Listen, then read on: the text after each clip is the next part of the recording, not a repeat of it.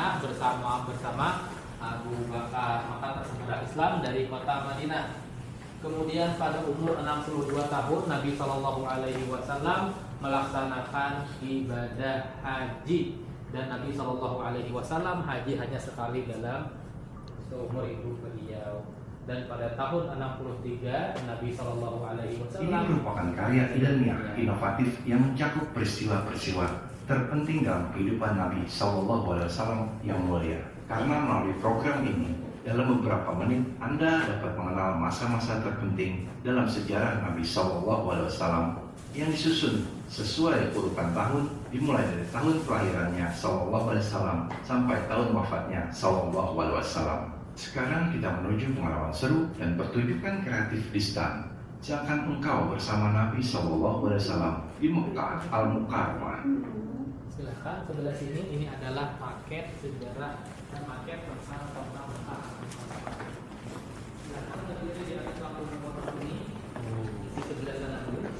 Yang pertama.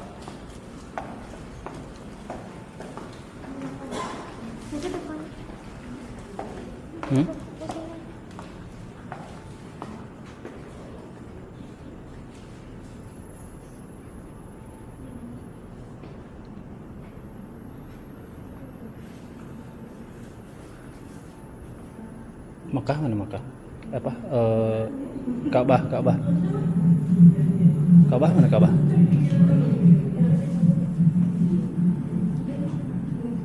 Selamat datang di penjelasan maket Makkah Al-Mukarramah pada masa Nabi Shallallahu Alaihi Wasallam ini.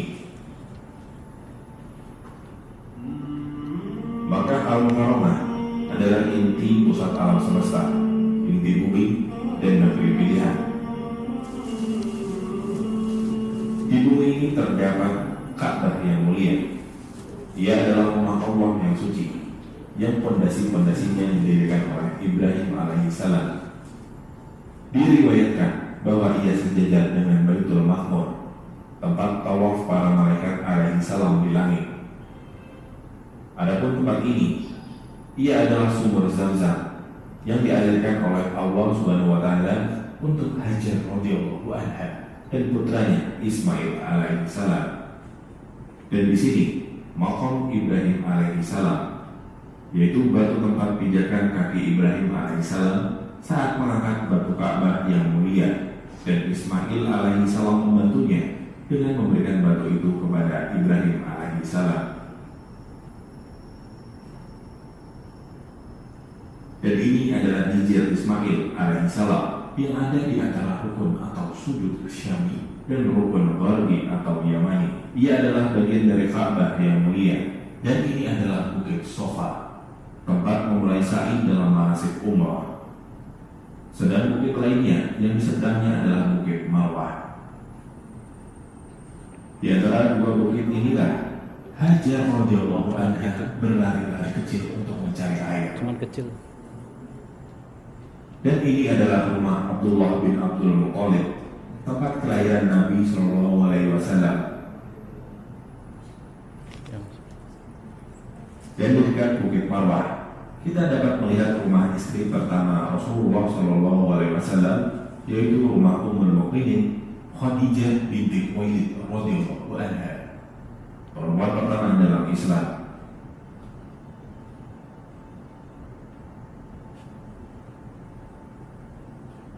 Dan ini adalah rumah Abu Thalib, paman Nabi Shallallahu Alaihi Wasallam. Dan ini adalah rumah Abu Bakar As-Siddiq radhiyallahu anhu. Sedang ini adalah Darun Nadwah, tempat pertemuan-pertemuan penting bagi para pemimpin Quraisy dan pembesar Makkah. Dan di samping Bukit Sofa, kita dapat melihat Darul Arqam atau rumah Al-Arqam bin Abu Al-Arqam. Dahulu kaum muslimin berkumpul secara sembunyi-sembunyi di sana pada awal dakwah Islam agar tidak terlihat oleh kaum musyrikin. Dan ini adalah pojok permukiman Bani Hashim, tempat Nabi Shallallahu Alaihi Wasallam dan Bani Hashim diblokade oleh kaum Quraisy selama sekitar 3 tahun. Dan di sana kita dapat melihat gunung tinggi, yaitu Gunung Hira. Di puncak gunung ini terdapat gua yang terkenal, yaitu Gua Hira, tempat Nabi Shallallahu Alaihi Wasallam bermunajat selama bermalam-malam. Dan di sanalah Jibril alaihi salam turun dengan membawa ayat pertama dalam Al-Quran, Itu buahnya ada kecil.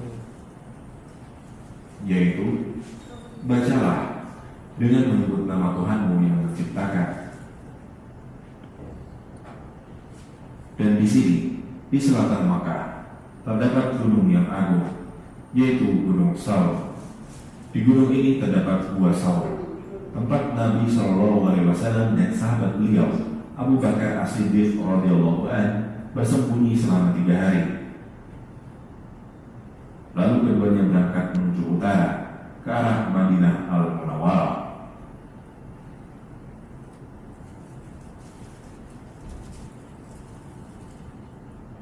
Iya, selesai. Silakan. Sebelah sini adalah rute perjalanan Nabi. Jadi barusan ini penjelasan maket dari Makkah Al-Mukarramah.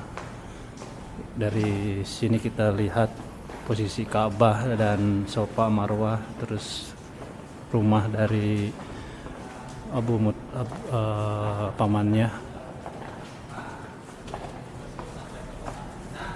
Adapun sebelah sini juga perjalanan Nabi dan tempat-tempat yang Nabi singgahi, tempat-tempat penting yang beliau singgahi ketika Layanan ini menjelaskan jalur yang Nabi Sallallahu Alaihi Wasallam tempuh saat melakukan hijrah yang mulia menuju Madinah Al-Munawwarah, serta penghentian dan stasiun terpenting yang beliau lewati dalam perjalanannya. ini adalah waktu Nabi Shallallahu Alaihi Wasallam sembunyi 3 hari di sana. Kemudian Nabi Shallallahu Alaihi Wasallam ketika berhijrah ke kota Madinah, beliau singgah di tendanya Ummu Ma'bad dan beliau minum air susu kambing di sana. Dan juga setelah itu Nabi Shallallahu Alaihi Wasallam singgah di komplek Bani Amr, dan Nabi Shallallahu Alaihi Wasallam mendirikan Masjid Quba. Masjid Quba adalah masjid pertama kali dibangun di dalam agama Islam. Dibangun sangat sederhana, sekitar 4 hari. Setelah itu Nabi Shallallahu Alaihi Wasallam bergerak menuju kota Madinah Al-Munawwarah. Silahkan, sebelah sini adalah maket kota Madinah Al-Munawwarah.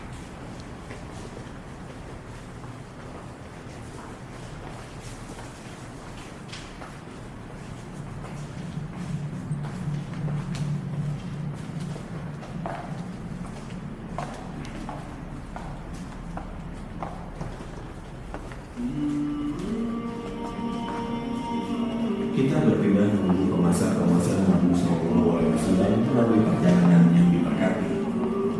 Nabi Shallallahu Alaihi Wasallam tiba di Madinah Al-Munawwarah pada hari Senin, 18 Rabiul Awal.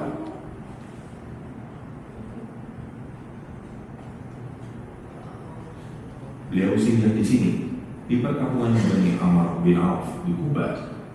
Beliau tinggal di sana selama beberapa hari.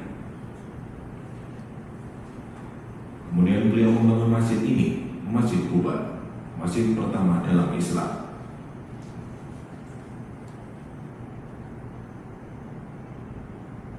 Beberapa hari kemudian beliau melanjutkan perjalanan menuju jantung kota Madinah. Lalu beliau sholat Jumat di sini, di Masjid Bani Salim bin Auf yang disebut dengan Masjid Al-Jumu'ah. Kemudian Nabi SAW tiba di jantung kota Madinah. Lalu unta beliau Al-Qaswa menderum di tempat Masjid Nabawi yang mulia. Kemudian beliau dijamu oleh Abu Ayyub Al-Ansari radhiyallahu anhu di rumahnya. Dan hal pertama yang dilakukan Nabi SAW adalah membangun Masjid Nabawi yang mulia. Beberapa bulan kemudian, Nabi SAW membangun kamar-kamar untuk istri-istri beliau, para ummul mukminin. Di sini kamar Ummul Mukminin Aisyah radhiyallahu anha. Di sini kamar Ummul Mukminin Saudah binti Zam'ah radhiyallahu anha. Di sana kamar Hafsah radhiyallahu anha. Dan setiap kali beliau menikah, beliau akan membangun kamar untuk istri beliau di sini, di timur Masjid Nabawi yang mulia. Dan di sini, di samping kamar Aisyah radhiyallahu anha, terdapat kamar sang penghulu para wanita ahli surga, Fatimah binti Muhammad SAW. Dan di tempat ini terjadinya perang Uhud. Di bawah gunung yang agung ini, Gunung Uhud, Nabi SAW bersabda tentang Gunung Uhud, Uhud mencintai kita dan kita juga mencintainya. Dan di samping Gunung Uhud, di kawasan ini kita dapat melihat Gunung Ar-Rumah, gunung para pemanah. Di gunung inilah Nabi SAW memerintahkan pasukan pemanah untuk bertahan pada perang Uhud. Dan di sana, di arah yang berdekatan, kita dapat melihat kuburan para syuhada Uhud radhiyallahu anhum. Adapun gunung itu, ia adalah Gunung Air. Nabi SAW bersabda tentang Gunung Air, Madinah adalah tanah suci, mulai dari Gunung Air hingga Gunung Saur. Adapun garis pemisah itu, ia adalah tempat tinggalnya parit pada perang Ahzab. Panjang parit itu mencapai sekitar 5 km, lebarnya sekitar 9 meter, dan kedalamannya lebih dari 5 meter. Sedangkan di sini, ini adalah kuburan Baqi. Di sini terdapat sebagian besar kuburan istri-istri Nabi SAW, keluarga dan para sahabat beliau radhiyallahu anhum. Dan di sini rumah Abu Bakar As-Siddiq radhiyallahu anhu. Di sini rumah Utsman bin Affan radhiyallahu anhu. Dan di sana rumah Abdurrahman bin Auf radhiyallahu anhu. Adapun kebun itu adalah kebun Bairuha. Di dalam kebun ini ada sumber Bairuha yang Nabi SAW pernah mendatanginya dan meminum airnya.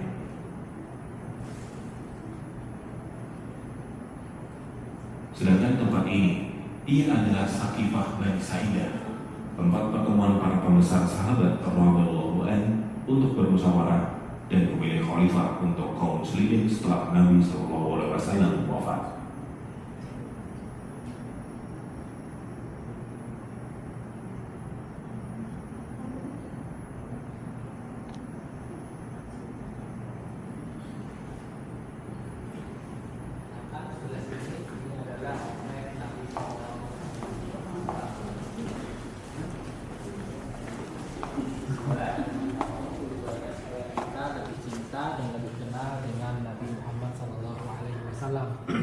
Dan di museum ini kurang lebih ada sekitar 50 ensiklopedia atau layar sentuh seperti ini, semuanya berisikan tentang Nabi Muhammad SAW.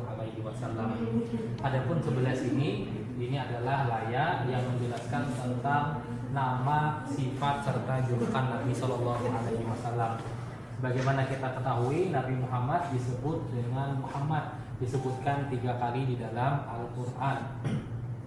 Dan juga beliau disebutkan dengan nama Ahmad, yaitu surat As-Saff ayat yang ke-6, mim ba'dismuhu Ahmad. Dan juga memiliki julukan sang teladan, disebutkan 1 kali di dalam Al-Quran. Dan juga sang muslim pertama, juga sang pemberi berita gembira. Ada sangat banyak nama-nama, julukan serta sifat Nabi SAW, baik dari Al-Quran maupun dari hadis-hadis Nabi SAW. Jadi kalau kita sebutkan satu persatu, sebutkan ayatnya sampai malam pun kita nggak keluar-keluar. Jadi kita ringkas saja. Adapun sebelah sini ini adalah pakaian yang Nabi SAW gunakan.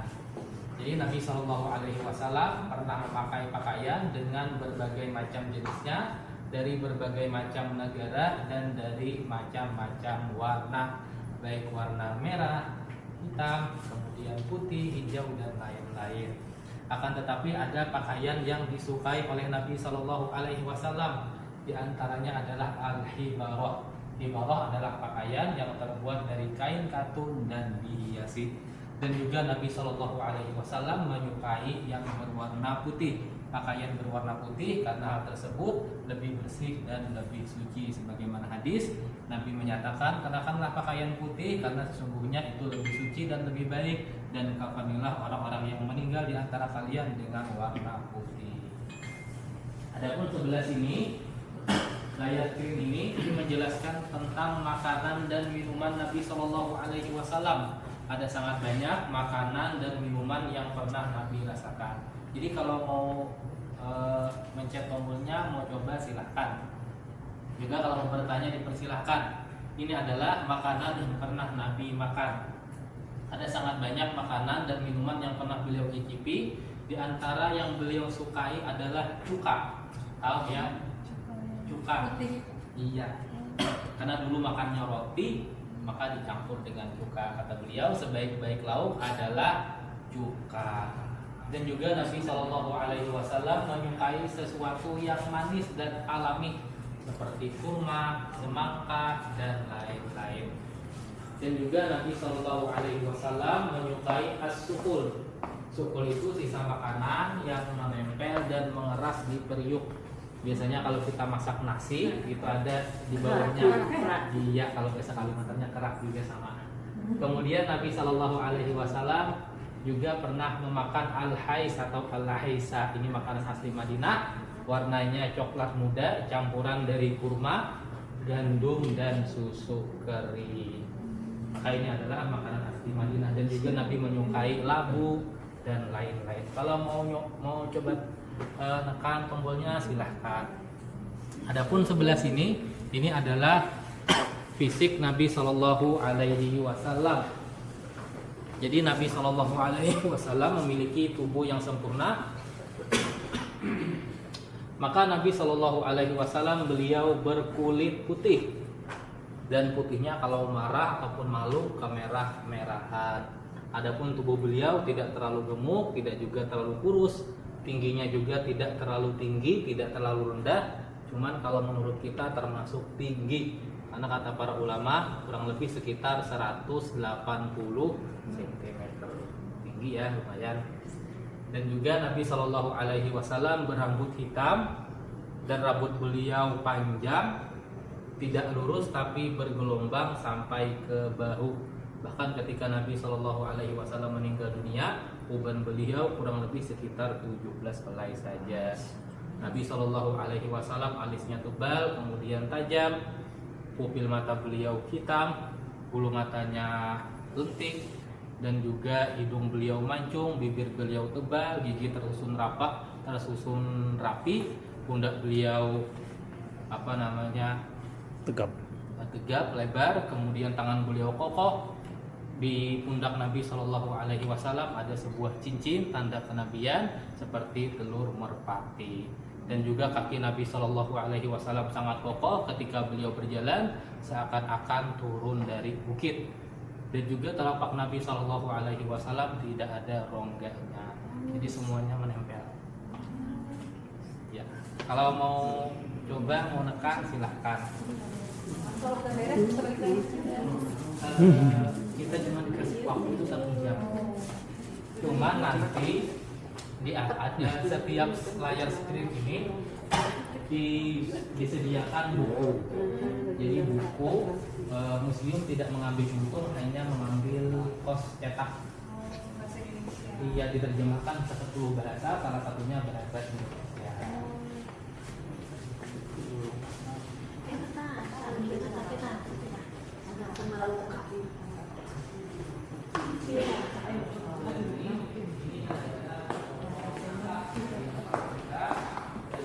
Sampai yang paling jauh. Ini semuanya ada pohon nasab. Kita ambil contoh nasab Nabi Shallallahu Alaihi Wasallam.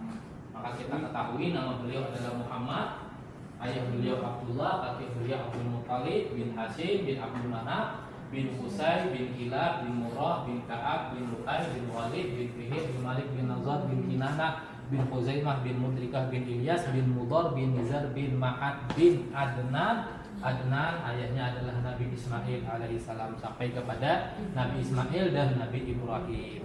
Jadi Nabi Shallallahu Alaihi Wasallam masih keturunan Nabi Ibrahim. Mau siapa lagi? Ibu beliau siapa? Aminah bin Wahb bin Abdul Manaf bin Zuhrah bin Kilab bin Murrah. Kemudian siapa lagi? Halimah. Ini nasab.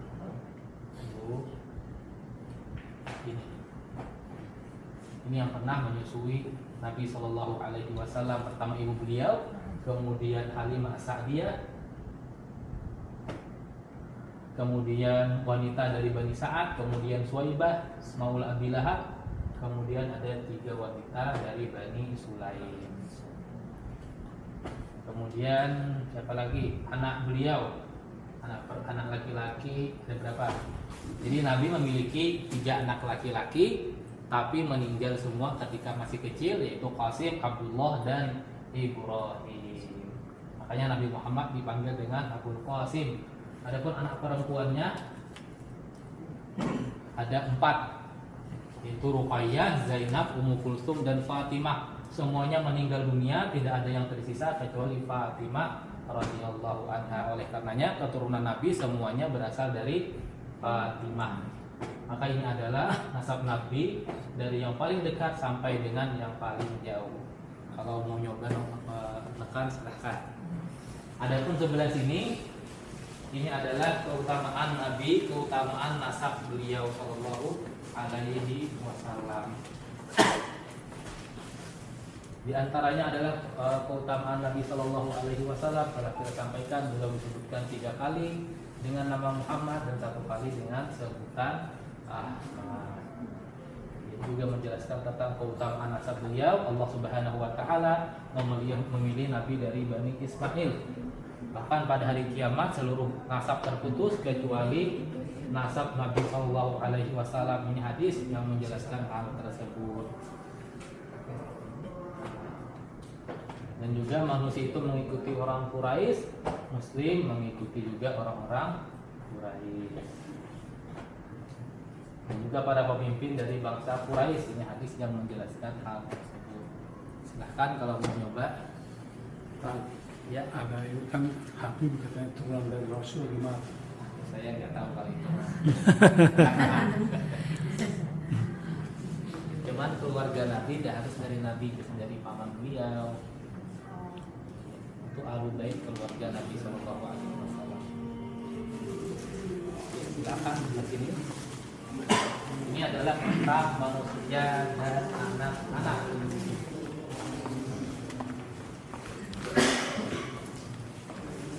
Adapun sebelah sini, ketika Nabi Shallallahu Alaihi Wasallam berhijrah ke kota Madinah, maka tidak semua orang Madinah itu beragama Islam.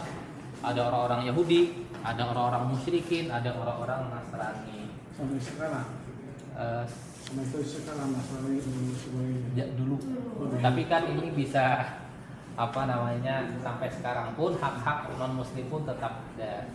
Jadi Nabi Shallallahu Alaihi Wasallam dulu memiliki hubungan terhadap non Muslim dan mereka memiliki hak dan juga ada perlakuan terhadap mereka.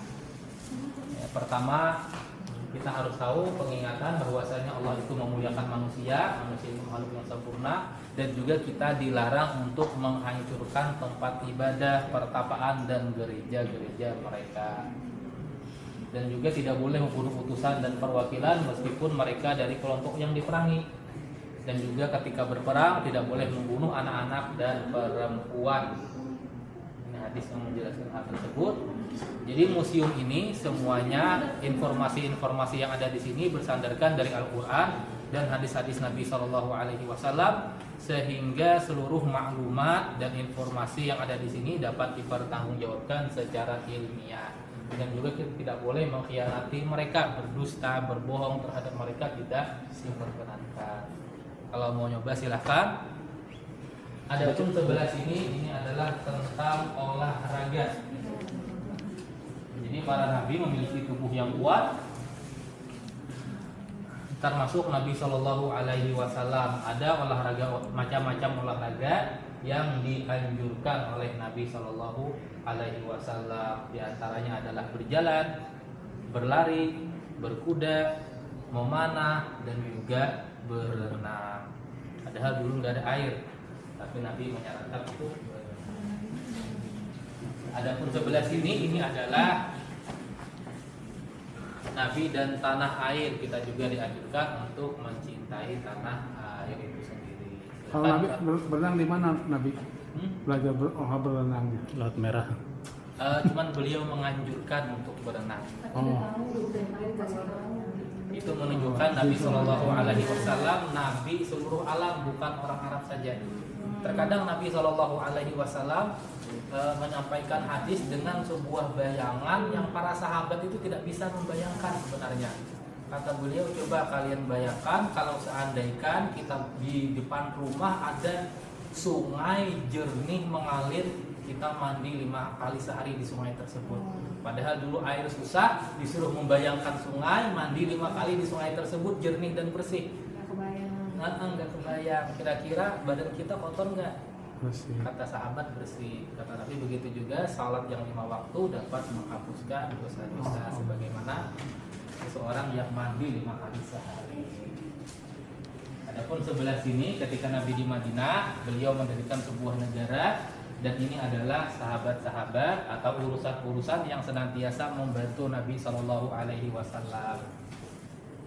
Ada urusan minoritas, ada urusan politik dan hukum, ada urusan haji dan umroh, ada urusan harta dan ekonomi, keuangan dan ekonomi, kemudian ada militer dan peperangan, ada menteri dalam negeri dan keamanan, ada urusan luar negeri, ada urusan kesehatan dan lain-lain.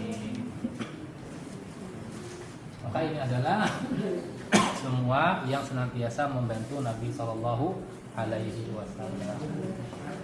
Adapun sebelah ini adalah tempat-tempat yang pernah dikunjungi Nabi Shallallahu Alaihi Wasallam, baik berupa masjid, berupa gua, berupa taman dan lain-lain. Kita ambil contoh misalnya masjid.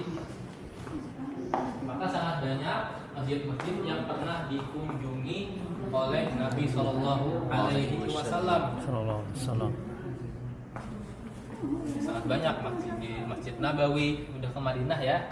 Iya. Belum. Masjid Nabawi, kemudian Masjidil Haram, Masjid Namirah, udah pernah? Berapa? Iya, nanti kalau ziarah kemudian Masjidil Aqsa, Masjid Masyaril Haram di Muzdalifah. Ini adalah semua masjid-masjid yang pernah dikunjungi oleh Nabi Sallallahu Alaihi Wasallam. Kemudian Masjid Dzul Hulaifah atau disebut Bir Ali. Ini Masjid Jum'ah, sangat banyak masjid. Jadi kalau kita jelaskan satu-satu sampai malam nggak selesai. Tapi nanti ada buku yang dibuat setiap screen saya ya.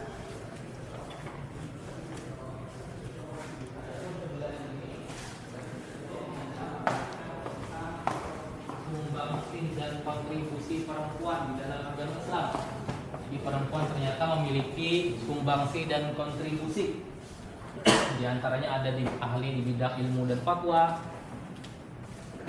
Ada Ummu Salamah, ada Aisyah Ummul Mukminin radhiyallahu anha.